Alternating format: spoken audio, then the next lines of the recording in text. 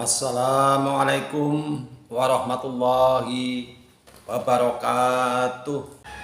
Teman-teman semua yang saya hormati, salam jumpa dengan channel kita ya teman-teman. Mudah-mudahan kita semua senantiasa dalam keadaan sehat walafiat, senantiasa berbahagia, sejahtera, senantiasa rukun teman-teman ya. Pada episode saat ini, mari saya mengajak belajar bersama ya teman-teman, tukar pendapat, tukar pengetahuan, tukar pengalaman ya teman-teman ya. Semoga ada manfaatnya ya, menjadikan inspirasi, bisa memberi manfaat ya teman-teman. Teman-teman semua yang saya hormati, akhir-akhir ini saya sebagai yang awam agama ya, awam ilmu agama teman-teman, minim ilmu agama, minim pendidikan formal ya teman-teman, baik pendidikan agama ya, pondok pesantren maupun pendidikan umum ya teman-teman. Kadang-kadang saya nyimak video-video YouTube itu merasa terbingungkan teman-teman, terbingungkan ya. Kita sebagai umat Islam ya teman-teman, yang kami harapkan ya teman-teman, tokoh-tokoh yang merasa dirinya pandai, berkelebihan kemampuan, berkelebihan pendidikan ya, hendaknya membuat sejuk teman-teman ya, hendaknya membuat sejuk ya, memberikan bimbingan ya, spiritual, bimbingan spiritual ya, bimbingan keagamaan ya, baik yang memberikan ceramah tentang kajian makrifat, sampaikan tentang kajian makrifat sesuai pedoman-pedoman ayat dan hadisnya ya teman-teman. Makrifat itu apa, makrifatullah itu apa, pengertiannya bagaimana, dasar ayat ya, sinkronisasi ayat atau rujukan ayatnya mana, hadisnya mana, terus tujuannya apa, perlunya menjalani ilmu itu, tujuannya apa ya teman-teman ya, pencapaiannya apa ya, cara menjalaninya, cara mengamalkannya bagaimana ya, dari pengertian sekian banyaknya diurai, ilmunya yang untuk diamalkan mana, kan begitu teman-teman. Jadi bingungnya saya tadi kajiannya makrifatullah ya, kajian makrifat, tapi ya yang disampaikan itu membingungkan ya. Udah misalkan Bismillahirrahmanirrahim, itu kan artinya dengan nama Allah yang maha pengasih, maha penyayang. Misalkan kalau ada yang mengartikan itu bukan dengan nama Allah, itu atas nama Allah. Nah, ini tentu dengan nama Allah dan atas nama Allah beda ya teman-teman, maknanya, kajiannya, kandungannya, artinya. Kalau dengan nama Allah itu kan berarti bersama.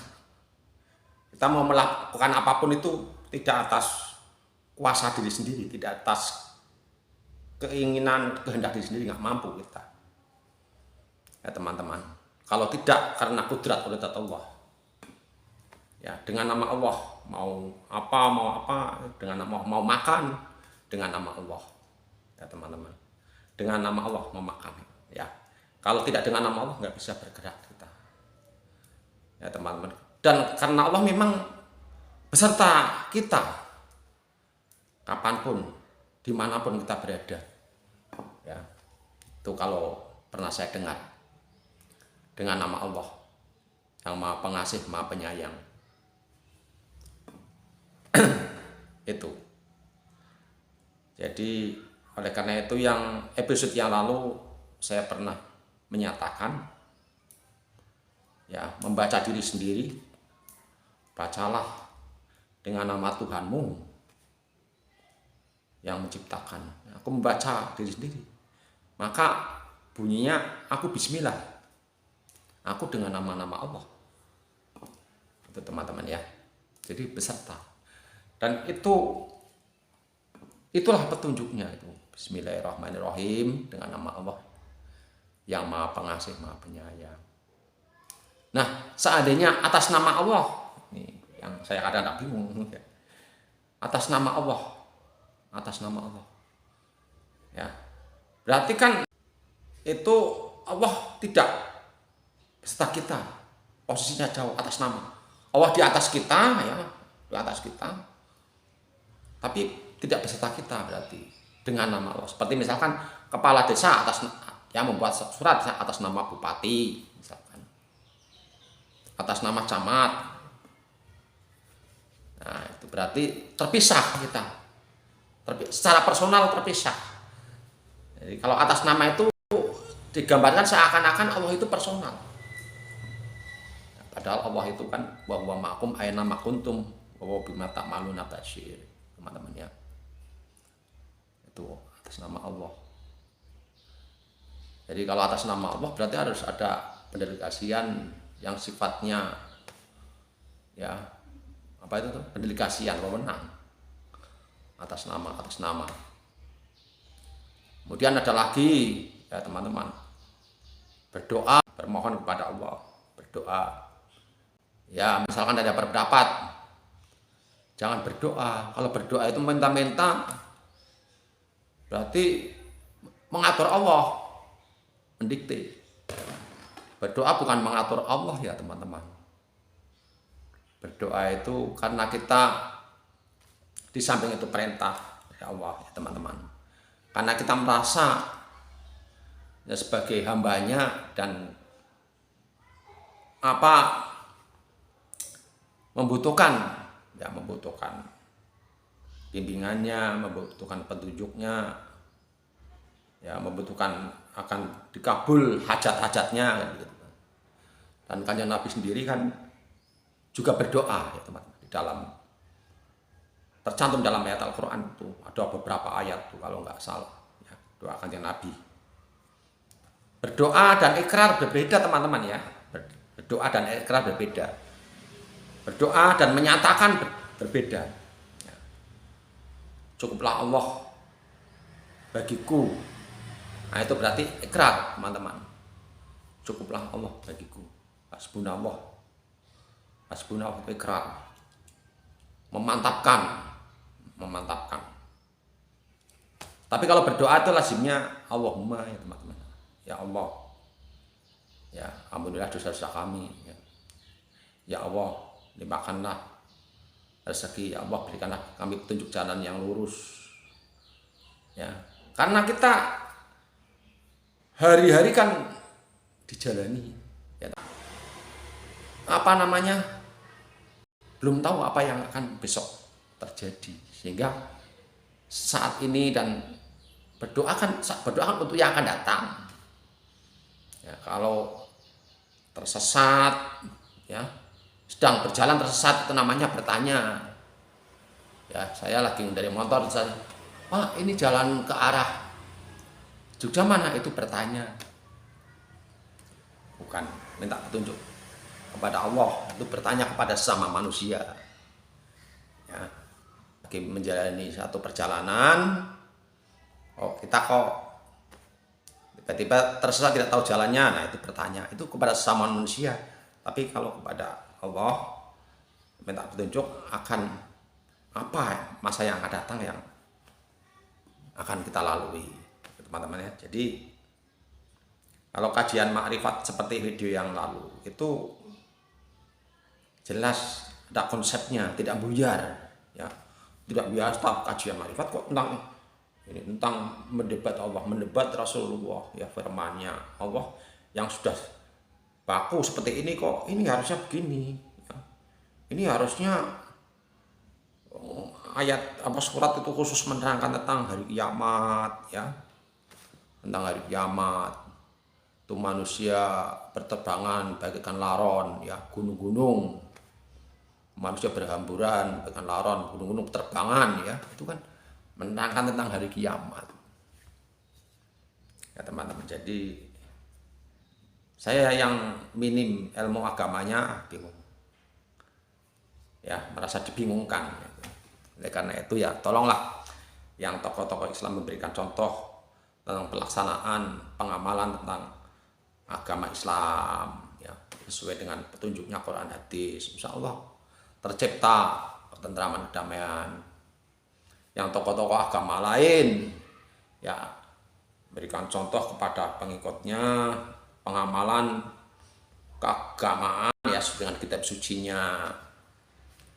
Ya mudah-mudahan bisa tercipta ya kehidupan bermasyarakat, berbangsa, bernegara yang berdasarkan Pancasila ya itu akan tercipta benar-benar jadi negara yang adil, negara yang tentram, damai, aman, gitu, teman-teman ya. Jadi kajian Ma'rifatullah itu ya mengenal Allah itu dimulai dari diri sendiri, ditelusuri asal usulnya sampai kepada ujungnya ya, sampai kepada sumbernya Allah. Itu pengertiannya teman-teman ya, pengertiannya.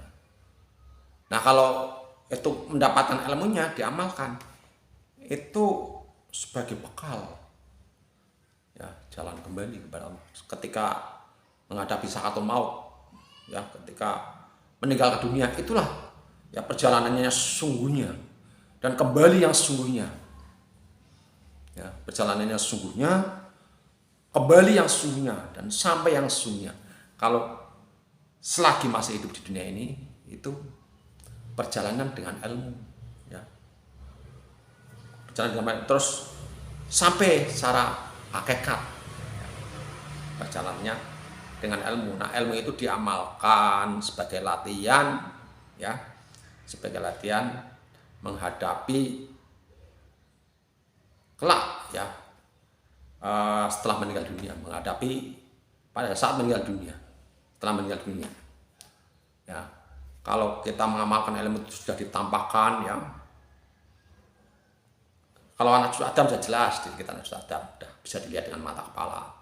Terus jasad ya, asal jasad dari empat alas jelas itu dilihat dengan mata kepala, materi ya, tanah air api udara.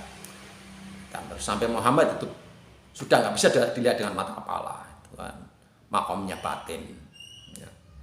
Sampai kepada pengamalan ilmu ya, pengamalan bacaannya sampai kepada Allah ya, sampai kepada Allah. Yang ada hanya Allah Ta'ala itu ya, al-batin ya, batin dalam batin al-batin yaitu lebih tidak bisa lagi dilihat dengan mata kepala. Dan kita sebagai pencapaian jisbahnya itu yang diperlihatkan kepada kita itu tanda-tandanya, kebesarannya, tanda-tanda kebesarannya. Tidak bisa diperlihatkan mutlak. Wah ini Allah seperti ini, nggak bisa. Nah, ini kan kecil, Allah kan maha besar ya, maha besar meliputi ya, 7 sab langit, 7 sab bumi, maha besar. Jadi kalaupun kita yang lalu saya sampaikan sampai ke Jakarta pun nggak bisa lihat total Jakarta kayak apa, sampai ya Pulau Gadung, Taman Mini. Itu ya teman-teman. Jadi ilmu itu diamalkan terus sebagai ibadah ya, yang berdasarkan ayat-ayatnya ada seruannya, yaitu ilmunya dijalani terus rutin untuk muqaddimah dzikir ya. Itu apa itu ibaratnya, itu ilmu itu muqaddimah dzikir itu tak ibaratkan untuk balonnya ya, setelah dibaca tuh membangkitkan jiwanya ya, balon ditatat, kemudian zikirnya ismus syiri itu ibaratnya itu karpetnya, terus simak terus sekali duduk ya, sholat hajat, sholat tahajud ya, tengah malam jam 1 jam 2 terus sampai ribuan, sampai puluhan ribu, terus disertai sehari-hari itu budi pekertinya yang baik sesuai dengan tuntunan agama. Insya Allah pada saatnya ya teman-teman akan dikaruniai pengalaman kerohanian, pengalaman spiritual ya. Di samping banyak ya, ada beberapa tanda-tanda kebesaran Allah ditampakkan kepada kita di samping yang tadi tanda-tanda ya sebagaimana Kanjeng Syekh Siti Jenar dihukum mati, kemudian jasadnya ada muncul bau harum dan muncul rainbow body itu, ya teman-teman. Rainbow body itu apa? Cara Jawa itu cahaya warna-warni elok rupanya. Cahaya warna-warni elok rupanya. Itu lenyap jasadnya kembali diserap ke dalam asal, ya, asal. Nur Allah, nur. Ilmu ma'rifatullah itu ilmu jalan kembali, diamalkan. Dasarnya ada surat, kalau nggak lupa takwir, ya, ayat 29, kemudian surat Al-Fajr, ya teman-teman, ayat 27-28. Ilmunya tersembunyi, terpendam, ya, karena itu rahasia, ya, ayat tersirat di dalam ayat tersurat, ya. Innalillahi wa inna ilaihi raji'un. Ya, ada sinkronisnya dalam hadis qudsi yang man arafa nafsahu faqad arafa rabbah. Hadis ini itu memang konon itu tidak tidak tertulis atau terkandung atau tercantum dalam kitab-kitab hadis sufi, tidak, ya, tapi ada kitab apa lupa saya namanya. Dan hadis ini disampaikan aja Nabi kepada Sayyidina Ali, ya, dari Sayyidina Ali, kemudian diriwayatkan oleh cucu Sayyidina Ali, ya, Imam Ja'far Shadiq. Dan kalau sekilas memang ya nggak masuk akal, ya, kalau sekilas dibaca hadisnya aja itu nggak masuk akal, ya. Barang siapa mengenal dirinya maka dia mengenal Tuhannya. Oh, kok hebat temen, mengenal diri sudah mengenal Tuhan. Oh, saya kenal diri saya, masa diri saya aja nggak kenal, diri sendiri aja nggak kenal. Berarti kalau sudah mengenal diri berarti saya mengenal Tuhan, berarti saya Tuhan. Nah, bukan begitu, tidak sederhana itu. Jadi makanya kalau sekilas saja itu nggak masuk akal, dan itu barangkali akan diingkari, ya teman. Tapi kalau mendapatkan ilmunya, bacaan lafadznya tentang pengenalan diri, pengenalan Tuhan, mengenal diri yang sejati, ya, diri yang sejati, bahwa sejatinya diri itu tidak ada. Kalau dirunut, ya kalau dirunut ke asal sampai kepada Allah, diri nggak ada. Sampai dirunut asalnya setetes air dari samudra, menetes ke samudra, nggak ada setetes air tadi. Itu yang kemarin saya sampaikan teman-teman, ya. Jadi hadis itu dicari ilmunya, ya, untuk bisa diamalkan, ya. Hadis itu perlu pengamalan, dan untuk diamalkan itu perlu ilmunya, dan untuk mendapatkan ilmunya, ya, harus menemukan, ya, harus mendapatkan ilmunya dari orang yang kedunungan, kedodokan, ya, dari orang yang diwarisi ilmu itu. Karena ilmu itu, ya, bacaan itu memang tidak diperkenankan, ya, tidak diperbolehkan untuk disampaikan atau ditulis atau dipublikasikan, ya. Kalau pengertiannya nggak apa-apa pengertiannya, dan pengalaman rohaninya pun, pengalaman spiritual pun itu sebenarnya, ya, tidak etis diungkap, ya, tidak etis disampaikan, ya. Oleh karena itu akan mengarah ke khurafat, ya teman-teman. Pengalaman rohani itu untuk diri pribadi, untuk diri sendiri, ya. Oleh karena itu, ya, saya terus terang aja nggak percaya kalau ada cerita itu punya karomah, bisa sholat di atas air, sholat di atas pohon kelapa, bisa ini bisa itu. Itu nggak percaya saya, ya, karena kalau pengalaman rohani seperti Mi'raj misalkan, teman, misalkan Mi'raj, ketika tubuh ini sedang, ya, bermunajat kepada Allah Ta'ala di tempat khusus, ya, kamar khusus, selesai sholat tahajud, kemudian muqaddimah dibaca, kemudian diteruskan zikir sambil visualisasi tubuh diri ini adalah tubuh Muhammad. Nah, Muhammad kan cahaya nur, teman-teman, jadi tubuh cahaya nur. Kita pun nggak tahu sebelumnya, nggak punya niat apa, tapi karena Allah itu memberikan karunia kepada kita, Pak, memberikan karunia kepada kita, yang sedang bermunas. Tiba-tiba ya dalam keadaan tubuh ya lu mulai nggak berdaya, ya, mati sebelum mati, ya dalam keadaan tubuh tuh mati, tiba-tiba diangkat ya, ke langit,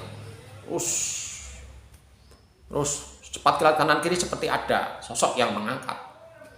Ini gambaran, saya nggak mengerti, cuma gambarannya begitu, bisa dikaruniai seperti itu ya, jeruk sampai langit. Diberi karunia di sana, setelah turun, nah itu baru teman-teman ya, itu barangkali nyambung bahwa rohani yang ada di kita ya itu adalah hakikatnya ya teman, utusan Rasul, utusan. Kalau sudah gitu maka kita ya perlu dengan sesamanya itu asa-asa, banyak rasa prihatinnya manakala melihat ketimpangan, melihat ketidaklasiman, melihat ketidakharmonisan, banyak prihatinnya teman-teman. Ya, rasa kasih terhadap sesama makhluk.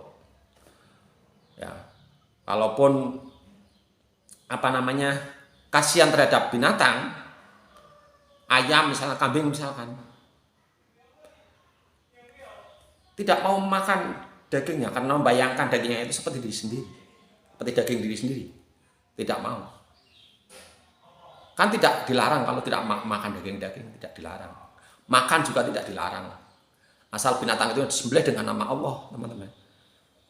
Ayam, kambing disembelih dengan nama Allah, ya, dengan nama Allah, karena itu miliknya Allah. Semua yang di langit dan bumi kan miliknya Allah, ya, punya Allah segala apa yang di langit dan di bumi. Maka dengan nama Allah ya potong ya, dan itu binatang tumbuh-tumbuhan itu kan untuk dimanfaatkan oleh manusia, bukan minta maaf kepada binatang yang mau disembelih, minta maaf ya. Namanya kalau minta maaf itu binatang lalu memaafkan ya kan enggak juga, tetap sakit ya, enggak akan memaafkan. Kalau minta maaf dosa, tapi kalau dengan nama Allah, Allah yang kuasa, maha kuasa ya, Allah yang maha kuasa ya. Ilmu ma'rifat itu ada rujukan ayat hadisnya, ada pengertiannya ya teman-teman, ada bacaan ilmunya, ada cara menjalaninya atau mentirakatinya atau mentorikotinya, ada tujuannya apa kita menjalani ini. Tujuannya supaya kita kelak tidak sesat ya, setelah meninggal dunia ini tidak tersesat ya, tidak tersesat.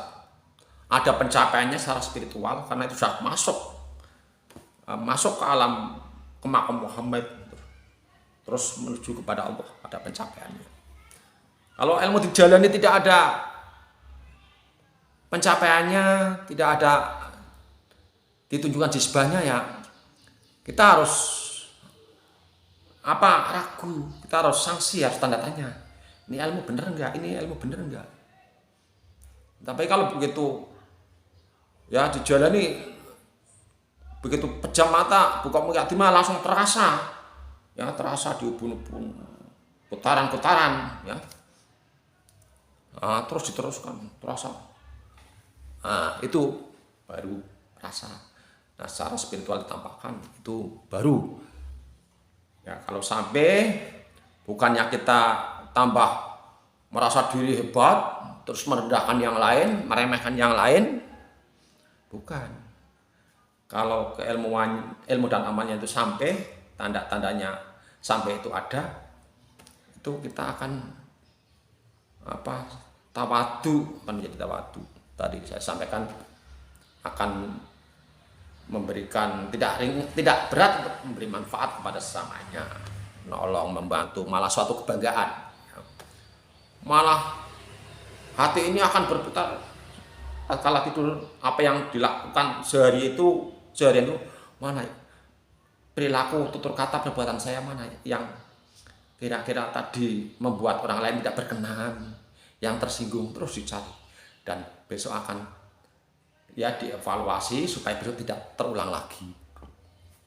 Jadi evaluasi diri terus teman-teman, dan bertekad hari esok ya agar lebih baik dari hari ini teman-teman ya. Jadi tawadu ya, karena ilmu menuju kepada Allah itu adalah ilmu pasrah secara kafah, pasrah kadis. Terus keberadaan kita di sini tawakal total, apapun yang kita terima itu karunia-Nya dan kita syukuri, bersyukur itu adalah ungkapan ya setelah kita menerima pemberian. Tapi setelah berdoa berusaha, hasilnya kita bersyukur. Jadi berdoa perlu ya, bukan itu doa nggak penting, yang penting bersyukur ya. Berdoa perlu, berusaha perlu. Nah, setelah berdoa berusaha, hasilnya kayak apa, kita bersyukur ya teman-teman. Dan doa itu ya sesuai dengan apa kapasitas kita ya teman-teman, sesuai dengan kemampuan kita ya, sesuai dengan porsi kita teman-teman ya. Wong kita ijazahnya SD aja misalkan nggak lulus, misalkan mohon maaf, kok berdoa kepada Allah, ya Allah saya ingin jadi presiden misalkan ini ya.